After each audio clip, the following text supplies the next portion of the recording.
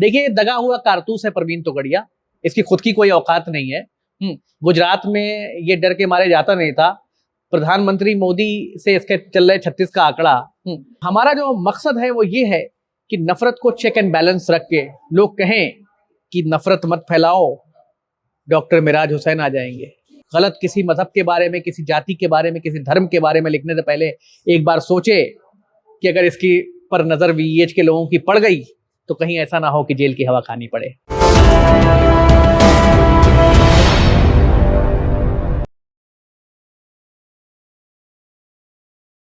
पानी की कमी है इस मुल्क में, और वैसी ही कमी जो है संजीदा लोगों की है, और वैसी ही कमी नफरत के खिलाफ बात करने वालों की है। ये सारी कमियों को दूर करने के लिए एक संगठन के अगर 5 संगठन 10 संगठन और भी बने तो भी ये कमी दूर नहीं हो पाएगी। क्योंकि अगर आप एक बार उठा के पढ़ेंगे तो आपको हर रोज सैकड़ों घटनाएं मिलेंगी अलग अलग देश में, इस मुल्क के, जहां पे नफरत का कारोबार चलाया जा रहा है राजनीति के लिए। किसी को घोड़े से उतार के किसी दलित को मारा जा रहा है, किसी की मोछ मुड़ी जा रही है, किसी मुसलमान को जला दिया जा रहा है, किसी को जाति सूचक वर्ड बोले जा रहे हैं, किसी को धार्मिक आधार पर ट्रेन से फेंक दिया जा रहा है। तो इस तरह के इतने मसले हैं कि इन मसलों में हमें ये महसूस हुआ कि मजलूमों की हिमायत के लिए अब आना पड़ेगा। और अगर हम नहीं आए तो ये हमारा मुल्क है, हमारी आने वाली नस्लें हमसे सवाल पूछेंगी कि आखिर आप क्यों नहीं आए। तो इसलिए इस मुल्क के आईन को सर्वप्रथम रखने के लिए, बाबा साहब के और गांधी जी के सपनों को पूरा करने के लिए हमें उतरना पड़ा है मैदान में। और हमारे जो मीटिंग का लुब्बे-लुबाब रहा आज का, वो 3 चीजें रही। पहली चीज ये कि भाई हम जो घटना होती है उसको सफ़े हस्ती पर लाएं। दूसरी चीज, कोई अगर विक्टिम, उसके पास पैसे नहीं है, गरीब है, वकीलों को नहीं जानता है, तो उसकी एफआईआर से लेके उसके कचहरी के केसेस तक लड़े जा सके। और तीसरी चीज कि जो बड़े मामला है, जैसे मीडिया नफरत फैला रहा है, बड़े बड़े नेता नफरत के कारोबार को हवा दे रहे हैं, उनके खिलाफ ऑर्गेनाइजेशन सीधे तौर पर जंग लड़े। ये 3 हमारे मोटो हैं जिस पर हमें काम करना है, जो आज की मीटिंग में फैसला हुआ है। और बहुत जल्दी आप देखेंगे, अभी हमने 1 महीना 1.5 महीने पहले शुरुआत की है। कई एफआईआर हम कर चुके हैं, कई पुलिस कंप्लेन हम फाइल कर चुके हैं, बहुत सारी सोशल मीडिया कंप्लेंट हम फाइल कर चुके हैं। हम सुप्रीम कोर्ट जा रहे हैं बहुत सारे मसलों पे, अभी नहीं बता सकते। हम अभी फ्यूचर में आप ये देखेंगे कि कम से कम 1 साल में हम हजार से ऊपर एफआईआर दर्ज करके एक रिकॉर्ड बनाने जा रहे हैं। तो हमारा जो मकसद है वो ये है कि नफरत को चेक एंड बैलेंस रख के लोग कहें कि नफरत मत फैलाओ, डॉक्टर मिराज हुसैन आ जाएंगे, वीएच आ जाएगी, उससे बच के रहो। कोई ट्विटर पे कुछ गलत किसी मजहब के बारे में, किसी जाति के बारे में, किसी धर्म के बारे में लिखने से पहले एक बार सोचे कि अगर इसकी पर नजर वीएच के लोगों की पड़ गई तो कहीं ऐसा ना हो कि जेल की हवा खानी पड़े।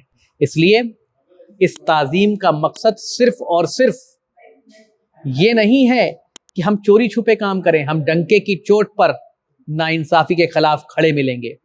मैंने कल राजस्थान के मुख्यमंत्री को भी ये कहा है कि अगर ये हिंदूवादी संगठनों ने त्रिशूल बांटना बंद नहीं किया, अगर दलितों के खिलाफ हो रहे अत्याचार खत्म नहीं हुए, तो आने वाले वक्त में ये सिर्फ कचहरी में नहीं, सड़कों पर भी दिखाई देगी। दूसरी बात, आज कांग्रेस जीत गई, विपक्ष को एक ऑक्सीजन मिला है। बहुत मुबारकबाद डीके शिव कुमार और सिद्धारमैया जैसे नेताओं को।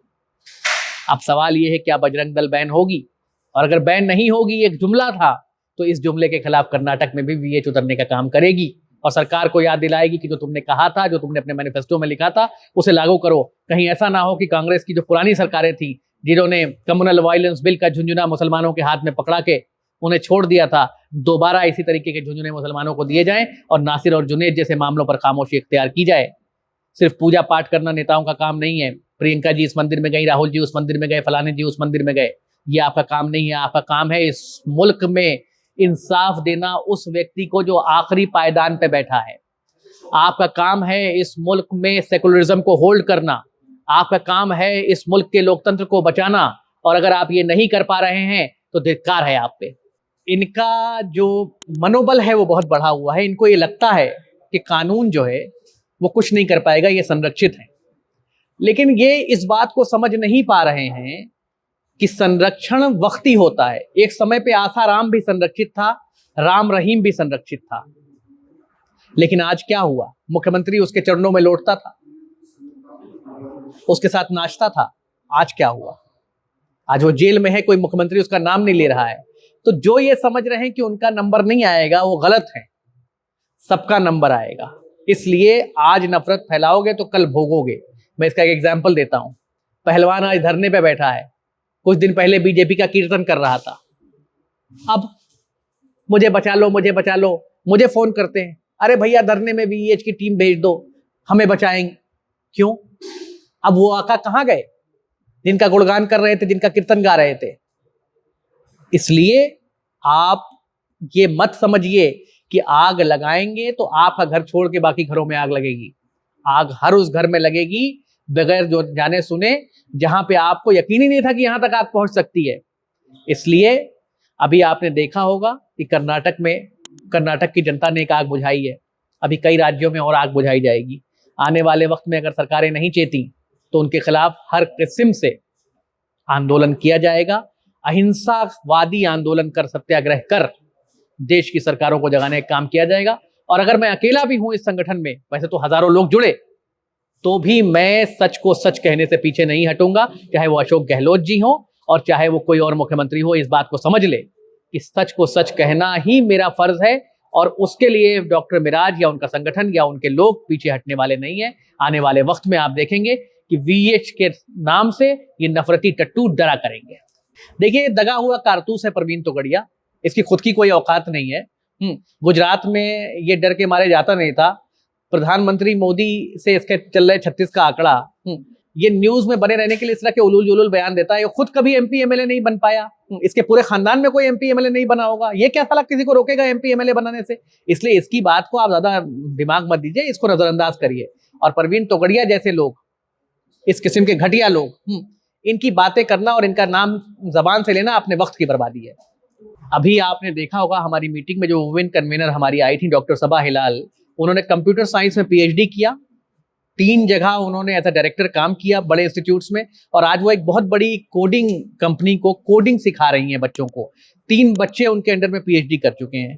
तो हेमंता बिस्वा शर्मा को ये समझना चाहिए कि वो अभी मुसलमानों को समझ नहीं पाए हैं। उनको कुरान पढ़नी चाहिए, उनको हदीसें पढ़नी चाहिए, उनको मुझसे मिलना चाहिए। मैं उनको बताऊंगा इस्लाम क्या है, मुसलमान क्या है, उनका फराइज क्या है। उनको लगता है किसी ने डार्कर साइड समझा दी है, तो उनकी समझ की थोड़ी कमी है उनके अंदर। अगर वो समझेंगे, अब कोई आदमी हर टॉपिक का जो है वो एक्सपर्ट नहीं हो सकता ना, तो मुसलमानों के एक्सपर्ट नहीं है वो, तो उनको लिखी हुई स्क्रिप्ट दे दी जाती है, वो पढ़ देते हैं।